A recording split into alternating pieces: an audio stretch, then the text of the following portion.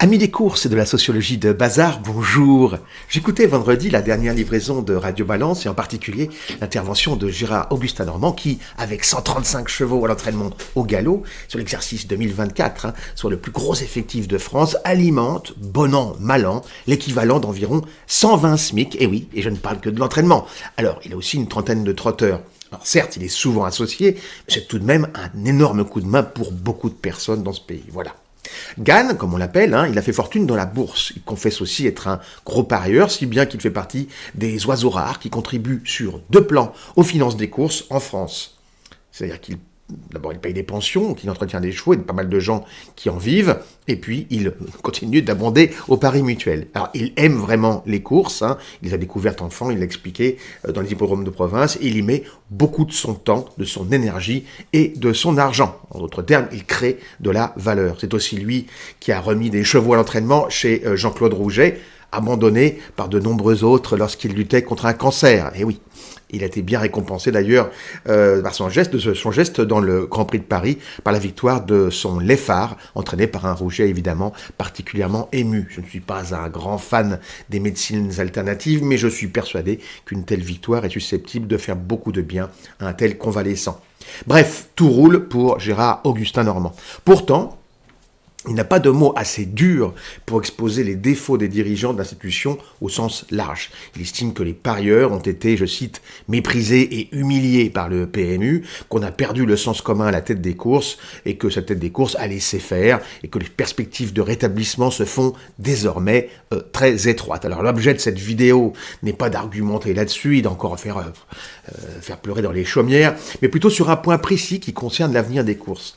Ça n'a sans doute aucun rapport, je vous dirais, mais enfin bon, pendant mes vacances en Normandie cet été si on peut parler d'été, je me suis rendu à différentes manifestations comme tous les étés, et notamment sur un meeting trotteur sur l'herbe à 40 ans, bien sûr, puis à Cherbourg, toujours au trot, et puis aussi par ailleurs à une foire d'antiquaires dans une ville balnéaire, enfin un petit port de traditionnel, on va dire, joli village Patagoufin, qui s'appelle Barfleur.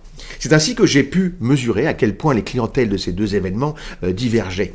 Les Parisiens et les bourgeois en goguette à Barfleur, bronzage, dockside, bermuda ceinture au ton pastel, chemise en lin, tongs ou birk pour leurs enfants, jeunes parents eux-mêmes de bambins géniards scotchés à leur doudou, avaient à l'évidence de confortables revenus et sans doute une jolie maison dans le coin.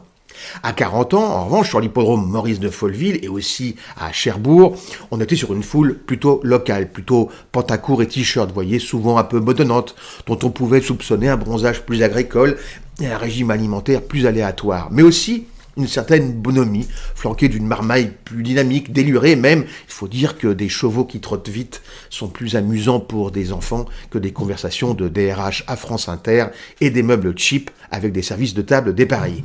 Les grands-mères de Barfleur avaient les cheveux filasses, mais celles de 40 ans, les boucles blanches et les joues dodues des mamies anglaises, genre grand-mère sait faire un bon café, ou la mère Denis pour les plus anciens.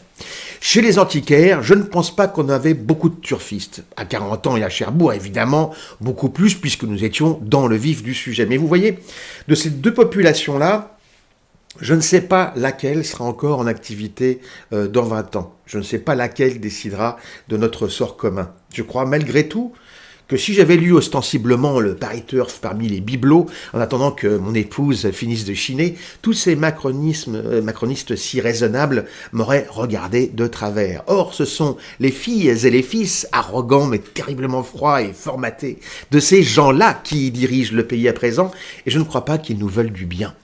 On a déjà vu le résultat de leur influence d'ailleurs sur le PMU. Et Gérard Augustin Normand, à sa manière, essayait peut-être de nous prévenir l'autre soir à Radio Balance. Ainsi donc, merci Gérard et à la revoyure.